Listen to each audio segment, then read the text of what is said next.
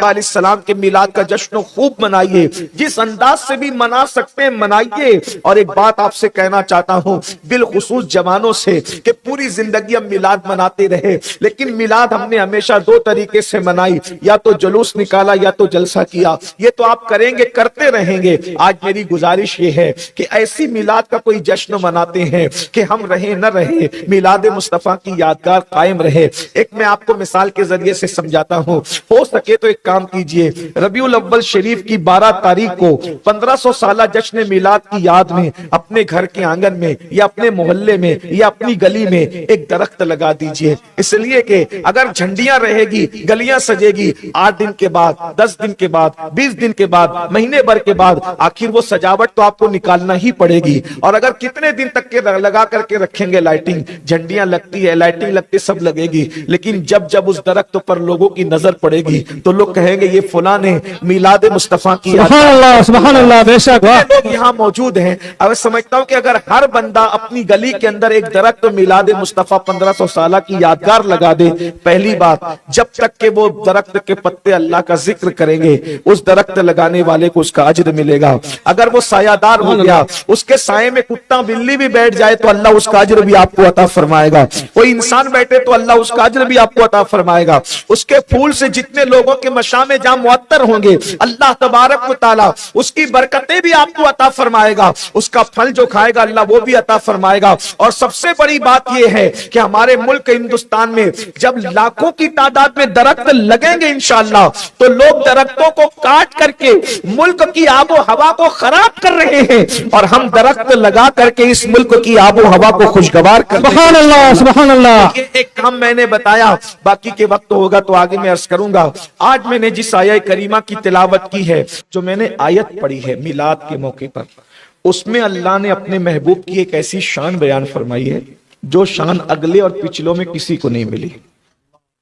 اس کی وجہ یہ ہے کہ دنیا میں تو کوئی نہ کوئی اعتبار سے سب کو شان ملتی ہے، دنیا میں ہر آدمی شان والا ہے، دنیا میں ہر آدمی شان والا ہے۔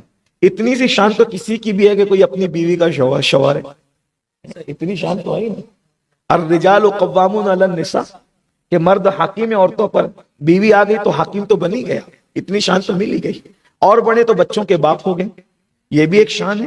کوئی ٹیچر ہے یہ بھی ایک شان ہے، کوئی ڈاکٹر ہے یہ بھی ایک شان ہے، کوئی ایم ایل اے بن گیا اور شان بڑھ گئی، کوئی ایم پی بن گیا اور شان بڑھ گئی، کوئی وزیر بن گیا اور شان بڑھ گئی، کوئی بادشاہ بن گیا اور شان بڑھ گئی، کوئی عالم بن گیا اور شان بڑھ گئی، خطیب بن گیا، ادیب بن گیا، مفتی بن گیا، پیر بن گیا، شان بڑھتی چلی گئی، مفسر بن گیا، محدث بن گیا، سب کی کچھ نہ کچھ شان ہے۔ لیکن جسے قیامت کا دن کہتے ہیں اس کے دن کسی کی کوئی شان نہیں ہے نا۔ اس دن سب کی زبان پر نفسی نفسی ہے، بلکہ اس دن بادشاہوں کی زبان نہیں کھلنی ہے۔ اللہ پاک فرماتا ہے کہ قیامت کے دن اللہ رب العزت وہاں کوئی مالدار نہیں ہوگا، وہاں کوئی مالدار نہیں ہوگا، وہاں کسی کو عبادت کرنے کی اجازت نہیں ہوگی تو کوئی عبادت گزار بھی نہیں ہوگا، وہاں زہد بھی نہیں ہوگا تو کوئی زاہد کی حیثیت سے بھی نہیں اٹھے گا، وہاں سب صرف بندوں کی حیثیت سے اٹھیں گے۔ اور اللہ فرمائے گا لمن الملک، آج کس کی حکومت ہے؟ تو نہ وہاں کسی کی دادا گیری چلے گی نہ کسی کی بابا گیری چلے گی۔ جب اللہ پوچھے گا لمن الملک کس کی حکومت ہے، کوئی جواب دینے کی بھی ہمت نہیں کرے گا، پھر خود ہی اللہ فرمائے گا للہ الواحد القہار، آج واحد جو اللہ ایک ہے اور وہ غلبے والا ہے، وہ قہار ہے، آج اس کی حکومت ہے۔ تو میں آج آپ کے سامنے میلاد مصطفیٰ کا جو عنوان آپ نے مجھے دیا ہے میں بتانا چاہتا ہوں، وہ قیامت کا دن جس دن سب کی زبان پر نفسی نفسی ہے، جس دن فرشتوں کا حال یہ ہے یوم یقوم الروح والملائکہ صفا لا یتکلمون الا من اذن، جس دن حضرت جبریل جو سید الملائکہ ہے، جو فرشتوں کے سردار ہیں، جو فرشتوں کے سید ہیں، جو سردار ہیں فرشتوں کے معصوموں کے سردار ہیں، اس دن ان کی شان بھی یہ ہوگی کہ وہ بھی اللہ کی ہیبت سے تھر تھر کانپتے ہوں گے، کسی کو کلام کرنے کی جرت نہیں ہوگی۔ میرے بھائیوں اندازہ کرو جب فرشتوں کا سردار سارے فرشتوں کے ساتھ تھر تھر کانپ رہا ہوگا تو وہاں کوئی اللہ سے کلام کر سکے گا؟ خدا سے کلام کرنے کی کسی میں جرت ہوگی؟ حتیٰ کہ اس دن انبیاء کی شان بھی یہ ہوگی کہ حضرت آدم بھی کہیں گے نفسی نفسی، نوح کہیں گے نفسی نفسی، اللہ اکبر۔ جب انبیاء نفسی نفسی کہیں گے تو میری اور آپ کی اوقات کیا ہوگی آپ اندازہ کر سکتے ہیں۔ جب معصوموں کی زبان پر نفسی نفسی ہوگی، کوئی کلام کرنے کی جرت نہیں کرے گا۔ اب اندازہ کریں، جب کوئی کلام کرنے کی جرت نہیں کرے گا، کوئی اللہ سے بات کرنے کی جرت نہیں کرے گا، سب کی زبان پہ نفسی نفسی ہوگا، اس دن مصطفیٰ جان رحمت کی شان کیا ہوگی؟ اللہ اکبر۔ ذرا غور کریں، اپنے آقا کس کا ہم نے کلمہ پڑھا ہے، ہم نے کس رسول کا کلمہ پڑھا ہے؟ ارے رسول تو سب شان بانے ہیں، لیکن اس دن سارے رسول بھی کہیں گے نفسی نفسی، لیکن اپنے نبی کی شان کیا ہوگی؟ قرآن اس کا منظر بیان کرتا ہے، وَمِنَ اللَّيْلِ فَتَهَجَّدْ بِهِ نَافِلَةً لَكَ عَسَىٰ أَن يَبْعَثَكَ رَبُّكَ مَقَامًا مَحْمُودًا، کہ اے محبوب آپ تہجد کا اہتمام فرمائیں۔ وَمِنَ اللَّيْلِ فَتَهَجَّدْ بِهِ نَافِلَةً لَكَ، اے حبیب آپ تہجد پڑھیے۔ اس سے پتا چلا کہ نبی پر تہجد پڑھنا فرض ہے، ساری امت پر 5 وقت کی نماز ہے اور رسول اللہ پر 6 وقت کی نماز فرض ہے۔ اب ایک بات یہاں، ایک نکتہ یہاں پہ سامنے آیا، جو جتنا اللہ کا قریبی ہوگا اس کے لیے عبادت میں اتنی زیادتی ہوگی۔ جو لوگ کہتے ہیں نا کہ ہم پہنچ گئے تو اب ہم پہ نماز نہیں ہے،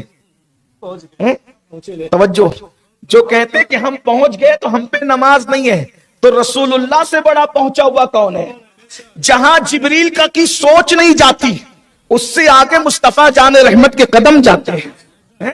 گنچے جو چٹکے تھے ماں اوہا، دنا کے باغ میں بلبل سدرا تک اس کی بو سے بھی محرم نہیں۔ ارے جہاں کسی کی سوچ نہیں جا سکتی، اس سے آگے مصطفیٰ جان رحمت پہنچے ہیں۔ جہاں حضرت موسیٰ نہیں گئے، اس سے آگے مصطفیٰ جان رحمت پہنچے ہیں۔ لیکن جو خدا کی دیدار کے لیے پہنچتا ہے، اس پہ 5 وقت نہیں ہے بلکہ اس پر 6 وقت کی ہے، اور بتایا جا رہا ہے جو جتنا پہنچا ہوا ہوگا اس کو اتنی زیادہ عبادت کرنی ہوگی۔ سبحان اللہ، نعرہ تکبیر، یہ قرآن، نعرہ رسالت۔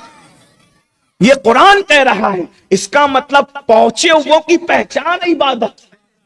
وَمِنَ اللَّيْلِ فَتَهَجَّدْ بِهِ نَافِلَةً لَكَ، کہ محبوب تہجد پڑھیے۔ اس سے ایک تہجد کی فضیلت بھی پتہ چلتا، جو بندہ تہجد پڑھنے لگے اس کو کسی وظیفے کی اور تعویذ کی ضرورت ختم ہو جاتی ہے۔ اس لیے کہ ہمارے مرشد سیدنا مخدوم اشرف جہانگیر سمنانی رضی اللہ تعالیٰ عنہ فرماتے ہیں، رات کے آخری حصے میں جاگ کر عبادت کرنے سے مجھے جو مرتبے ملے وہ کسی وظیفے سے نہیں ملے، کسی نفلی عبادت سے نہیں ملے، بلکہ ایک جملہ ذہن میں رکھیں، جو رات کے آخری حصے میں جاگ کر عبادت کرنا سیکھ جائے اس کی قسمت کبھی نہیں سو سکتی۔ جو رات کے آخری حصے میں جاگ کے عبادت کرے گا اس کی قسمت ہمیشہ جگتی رہے گی۔ بس میں آپ سے اتنا ہی کہنا چاہتا ہوں، روزی نہیں ملتی، رات کے آخری حصے میں تہجد پڑھ کے گڑ گڑانا سیکھو۔ بیٹی کو رشتہ نہیں آتا، رات کے آخری حصے میں تہجد پڑھ کے گڑ گڑانا سیکھو۔ گھر میں برکت نہیں ہے، رات کے آخری حصے میں تہجد پڑھ کے گڑ گڑانا سیکھو۔ مگر یاد رکھنا، تہجد ہمارے لیے نفل ہے اور اسی کی یہ نفل قبول ہوتی ہے جو 5 وقت کی نماز پڑھتا ہے، ورنہ نہ فجر پڑھی نہ عشاء پڑھی اور تہجد گزار بن گئے تو یہ نہیں چلنے والا۔ اس کا مطلب بالکل ایسے ہی ہوگا کہ آپ نے بنیاد نہیں رکھی اور سیدھے دیوار بنانا شروع کر دی، تو جس کی بنیاد نہیں ہوگی اس کی دیوار کیسے تعمیر ہو سکتی ہے؟ تو دوستوں، آپ نے سید ابن القادر صاحب کی یہ خوبصورت باتیں سنی۔ دوستوں، ربیع الاول کا مہینہ ہمارے لیے خوشیوں، محبتوں اور سب سے بڑھ کر آقا صلی اللہ تعالیٰ علیہ وسلم کی سیرت پاک کو یاد کرنے کا مہینہ ہے۔ دوستوں، ہمیں چاہیے کہ ہم صرف محفلوں اور نعروں تک محدود نہ رہیں، بلکہ اپنے پیارے نبی صلی اللہ تعالیٰ علیہ وسلم کی سیرت کو اپنی زندگی میں لانے کی کوشش کریں۔ آپ صلی اللہ تعالیٰ علیہ وسلم کی سنتوں کو اپنائیں اور آپ کی تعلیمات پر عمل کریں۔ دوستوں کیونکہ حقیقی محبت رسول اللہ صلی اللہ تعالیٰ علیہ وسلم یہی ہے کہ ہماری زندگی، ہمارا اخلاق اور ہمارے معاملات بھی نبی کریم صلی اللہ تعالیٰ علیہ وسلم کی سنت کے مطابق ہو جائیں۔ دوستوں، اللہ تعالیٰ ہمیں سچی محبت رسول اللہ صلی اللہ تعالیٰ علیہ وسلم نصیب فرمائے، الاول کی برکتیں نصیب فرمائے اور ہمیں حضور نبی کریم صلی اللہ تعالیٰ علیہ وسلم کی سنتوں پر چلنے والا بنائے۔ دوستوں، اگر آپ کو یہ ویڈیو پسند آئی ہو تو ویڈیو کو لائک کریں، دوستوں تک شیئر ضرور کریں اور اسی مزید معلومات کے لیے ہمارے چینل کو سبسکرائب ضرور کریں۔ اللہ پاک ہم سب کو عشق رسول میں ثابت قدم رکھے، آمین۔ السلام علیکم ورحمۃ اللہ وبرکاتہ.